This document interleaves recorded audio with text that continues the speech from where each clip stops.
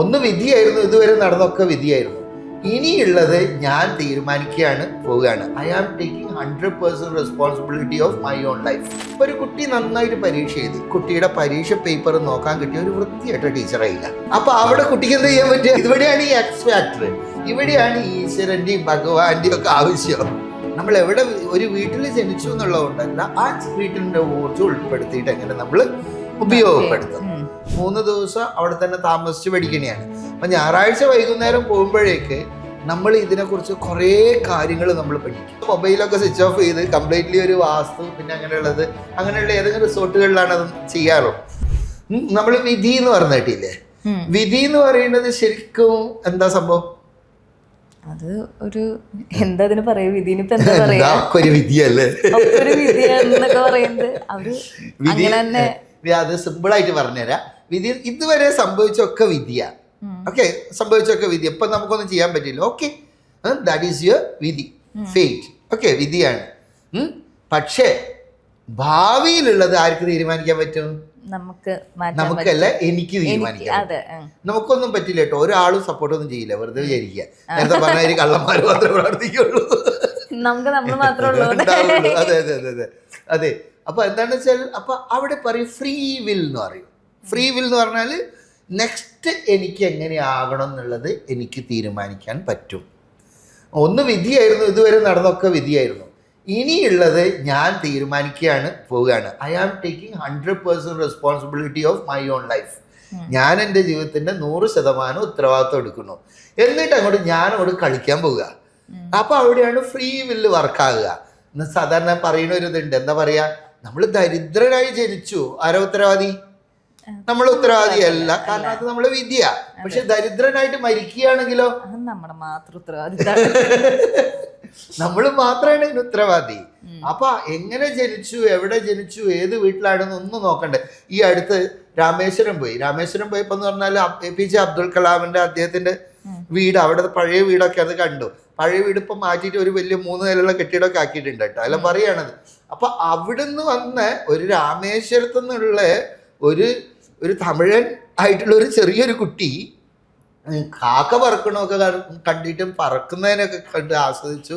അങ്ങനെ ഉയരണമെന്ന് ആഗ്രഹിച്ചു.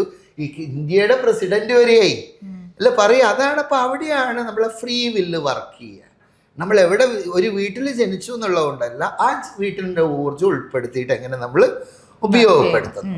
അവിടെയാണ് നമ്മൾ പറയുന്നത് ഈ 25% നമ്മളെ സ്വന്തം പ്രയത്നം കൊണ്ടുമൊക്കെ ഇതായിട്ടാകുക. അപ്പോൾ വാസ്തു അപ്പം അവിടെ വർക്ക് ചെയ്യില്ലേ? വാസ്തു എന്നാലും വർക്ക് ചെയ്യും. അപ്പം ഈ ഒരു ഇതിനെ എടുക്കുക, നമ്മളെ പ്രയത്നം കൂടി ആകുകയാണെങ്കിലോ, നമ്മളെ പ്രയത്നമാകുമ്പോൾ നമ്മൾ ഊർജ്ജം വരും. പ്ലസ് പ്രപഞ്ചത്തിൻ്റെ സപ്പോർട്ടാണ് എന്ത്? വാസ്തു. അപ്പം അതാകുമ്പോൾ കുറച്ചുകൂടി ഈസി ആവും നമുക്ക്. അപ്പോൾ അതായത് എന്ന് പറഞ്ഞാൽ ഒരു എക്സ് ഫാക്ടേഴ്സ് എന്ന് പറയും. എക്സ് ഫാക്ടേഴ്സ് എന്ന് പറഞ്ഞാൽ നമ്മളെ കൺട്രോളിലല്ലാത്ത സാധനം. ഇപ്പോൾ ഒരു കുട്ടി നന്നായിട്ട് പരീക്ഷ എഴുതി, അടിപൊളിയായിട്ട് എഴുതി, ഇതായി. പക്ഷേ ഈ പരീക്ഷ എഴുതിയ കുട്ടിയുടെ പരീക്ഷ പേപ്പർ നോക്കാൻ കിട്ടിയ ഒരു വൃത്തിയായിട്ട് ടീച്ചറായില്ല. എങ്ങനെയുണ്ടാവും? പോയി. അപ്പൊ അവിടെ കുട്ടിക്ക് എന്ത് ചെയ്യാൻ പറ്റുക? ഒന്നും ചെയ്യാൻ പറ്റില്ല. ഇവിടെയാണ് ഈ എക്സ് ഫാക്ടർ, ഇവിടെയാണ് ഈശ്വരന്റെയും ഭഗവാന്റെയും ഒക്കെ ആവശ്യം. കർത്താവിനെ വിളിക്കേണ്ടി അല്ലാഹുവിനെ വിളിക്കേണ്ടി ഒക്കെ ആവശ്യം. അതായത് ഈ എക്സ് ഫാക്ടേഴ്സ് നമ്മളെ കയ്യിലല്ല. പക്ഷെ നമ്മളെ കർമ്മം കൊണ്ട്, ഊർജം കൊണ്ട് കുറേയും കൂടി ഒരു ബെറ്റർ ആയിട്ടും എപ്പോഴും ഒരു പോസിറ്റിവിറ്റി ഉണ്ടാകുകയാണെങ്കിൽ എന്തുണ്ടാവും? നമ്മൾ എപ്പോഴും പോസിറ്റിവിറ്റി അട്രാക്റ്റഡ് ആവും. അപ്പോൾ പോസിറ്റിവിറ്റി ആയിട്ടുള്ള ആളുകൾ വരും, നമ്മൾക്ക് വേണ്ടിയിട്ട് പ്രപഞ്ചവും ഒരുങ്ങും. എന്തില്ലേ, നമ്മൾ ഒരാൾ എന്നൊന്ന് കുറച്ച് വിശ്വസിച്ചുകൊണ്ടൊന്ന് ഇറങ്ങി പുറപ്പെടുകയാണെങ്കിൽ അയാൾക്ക് വേണ്ടി പ്രപഞ്ചം സപ്പോർട്ട് ചെയ്യും. യെസ് ഓർണോ അല്ലേ? അപ്പൊ അത് വെറുതെ പറയണല്ല, ഞാൻ തന്നെ കുറെ അനുഭവിച്ചു, അതുകൊണ്ടായിട്ടത് പറയണത്. എന്താണെന്ന് വെച്ചാൽ നമ്മളെവിടെ ഉണ്ടോ, ഞാൻ ജനിച്ചു വീണതും ഒക്കെ വീടൊക്കെ എന്ന് പറഞ്ഞാൽ അത്രയും വാസ്തു പ്രകാരമൊക്കെ നേരെ തലകുത്തന്നെയായിരുന്നു. എൻ്റെ അച്ഛനാണെങ്കിലോ നല്ലൊരു മാർക്സിസ്റ്റുകാരനായിരുന്നു, ഇതൊന്നും ശരിയാവില്ല എന്നായിരുന്നു. ഞാനും മാർക്സിസ്റ്റ് പാർട്ടിൻ്റെ ഒക്കെ അനുഭാവിയൊക്കെ തന്നെയാണ് കേട്ടോ, ഉണ്ടായിരുന്നു. പക്ഷേ ഇത് ഓരോന്നും സയന്റിഫിക്കലി നമ്മൾ കാണുമ്പോൾ ഇതല്ല ഇതാണെന്ന് മനസ്സിലാകുകയാണ്. അപ്പോൾ വീട്ടിലൊരു കിണർ ഒഴിക്കേണ്ടി വന്നേ, അതിനൊന്നും ആവശ്യമില്ല, ഇപ്പം എന്താ ആവശ്യം? ഇപ്പം എല്ലാവരും ഇപ്പം അത് നോക്കിയിട്ടാകണ്. എൻ്റെ അച്ഛൻ പറഞ്ഞിരിക്കുന്ന വാക്കാണത്. പക്ഷെ അത് കഴിഞ്ഞു അദ്ദേഹം ജീവിതത്തിൽ അനുഭവിച്ച കഷ്ടതകൾ ഞങ്ങൾക്കും വീട്ടുകാർക്ക് അറിയുള്ളൂ. അതായത് അത്രയും ബുദ്ധിമുട്ടി പാടുപെട്ട് അത്രയും ഇതായിട്ടാണ് അദ്ദേഹം മരിക്കുന്നത്. അപ്പൊ ആ വീട്ടിൽ നിന്ന് തന്നെയാണ് ഞാനും വരുന്നത്. അപ്പൊ ആ വീട്ടിൽ നിന്നുള്ളത് അപ്പൊ ഞാനിത് തന്നെയാണെന്ന് അനച്ചു വാസ്തു പഠിച്ചു. അപ്പൊ നമ്മളെ വീടിന്റെ അടുത്ത് തന്നെ ഉണ്ടായിരുന്നു ഒരാള്, അയാള് ഈ എന്താ ട്രഡീഷണലി ഉള്ള വാസ്തു പഠിക്കുന്ന ഒരാള്, ഒരു വേലായുധൻ നമ്പൂരിപ്പാട് എന്ന് പറഞ്ഞിട്ട്. അപ്പൊ അദ്ദേഹത്തിന്റെ അടുത്ത് നിന്നാണ് ഞാൻ ബേസിക് ആയിട്ടുള്ളത് പഠിക്കുന്നത്. അപ്പൊ നമ്മളിവിടെ കേരളത്തിലുള്ള തച്ചുശാസ്ത്രമൊക്കെ ഇതായാണ്. അപ്പൊ അത് പഠിച്ചപ്പോഴാണ് ഇതിന്റെ ഒരു അത്ഭുതം കാണാൻ തുടങ്ങി.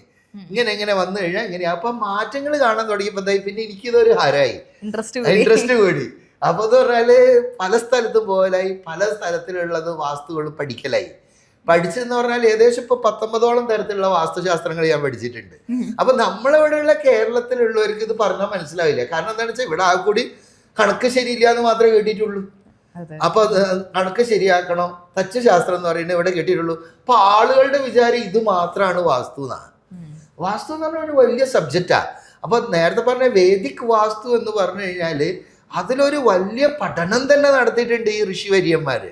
അപ്പൊ നമ്മൾ മുതൽ എണ്ണുന്നതിന് പകരം ഇങ്ങനെയുള്ളവർ ചെയ്തു വെച്ച ഡൗൺലോഡ് ചെയ്യുന്നതല്ലേ എളുപ്പം. നമ്മൾ ഓരോന്ന് അനുഭവിച്ച് അതിന് സൊല്യൂഷൻ കണ്ട് ഇങ്ങനെയൊക്കെ പോകുമ്പോഴത്തെ ഒരുപാട് സമയം പിടിച്ചു പോവുകയെ. അപ്പൊ അതിന് പകരം എന്താണെന്ന് വെച്ചാൽ നമ്മൾ തന്നെ ഇങ്ങനെയുള്ള പഠനം നടത്തിയതിനായിട്ട് നമ്മൾ ഭാഗമാക്കുകയാണെങ്കിലോ, അതിനാണ് ഇങ്ങനെയുള്ള കോഴ്സുകളിലൊക്കെ ചേരേണ്ട ആവശ്യം. കോഴ്സിനെ പറ്റി പറഞ്ഞപ്പോഴാണ് നേരത്തെ പറഞ്ഞില്ലേ റെമഡിയൽ കോഴ്സ് 3 ദിവസത്തെ. അപ്പൊ ഈ ഒരു റെമഡിയൽ കോഴ്സിന്റെ കീഴില് ഇപ്പൊ നമ്മുടെ വീടുകളിൽ ഇപ്പൊ നമ്മൾ കണ്ടുവരുന്ന പ്രശ്നങ്ങൾ, ഇപ്പൊ നമ്മൾ കരിയറിൽ നമുക്കൊരു ഉയർച്ച ഇല്ലാണ്ടിരിക്കുക, അതുപോലെ തന്നെ അസുഖങ്ങള് തുടരെ അസുഖങ്ങള്, എപ്പോഴും പ്രശ്നങ്ങള്, വിവാഹം വൈകുക തുടങ്ങിയ പ്രശ്നങ്ങൾക്കൊക്കെ നമുക്ക് ഇതിൽ നിന്ന് ഒരു റെമഡി, ആ ഒരു പരിഹാരങ്ങൾ നമുക്ക് കിട്ടുമോ? പറ്റും 100% പറ്റും. അതായത് എന്ന് പറഞ്ഞാൽ സാധാരണ പ്രശ്നങ്ങൾ എന്ന് ഇതിന് മാത്രം ഒന്നും ഇല്ല. ഒന്ന് സാമ്പത്തിക പ്രശ്നമായിരിക്കും, അപ്പൊ അതുമായിട്ട് ബന്ധപ്പെട്ടിട്ട് തൊഴിലും ഒക്കെ വരും കേട്ടെ. അത് പിന്നെ എന്താ പറയുക, റിലേഷൻഷിപ്പിന്റെ പ്രശ്നമായിരിക്കും. അതായത് എന്ന് പറഞ്ഞാൽ ഭാര്യയും ഭർത്താവും അല്ലെങ്കിൽ അച്ഛനും മോനും തമ്മിലുള്ള വഴക്ക്, ഇങ്ങനെയുള്ള റിലേഷൻഷിപ്പ്, കല്യാണം നടക്കണില്ല, അതൊക്കെ ഉള്ളതായിരിക്കും. അപ്പൊ ഇതിലൊക്കെ പറയണെന്ന് പറഞ്ഞാല് നമുക്ക് എല്ലാത്തിനും സൊല്യൂഷൻ ഉണ്ട്. അപ്പൊ റെമഡിയൽ വാസ്തുവിന്റെ പ്രത്യേകത എന്താണെന്ന് വെച്ചാൽ അതിന് നമ്മൾ ഈ പറഞ്ഞ ഒരു പൊളിക്കും തറക്കൊന്നും വേണ്ട.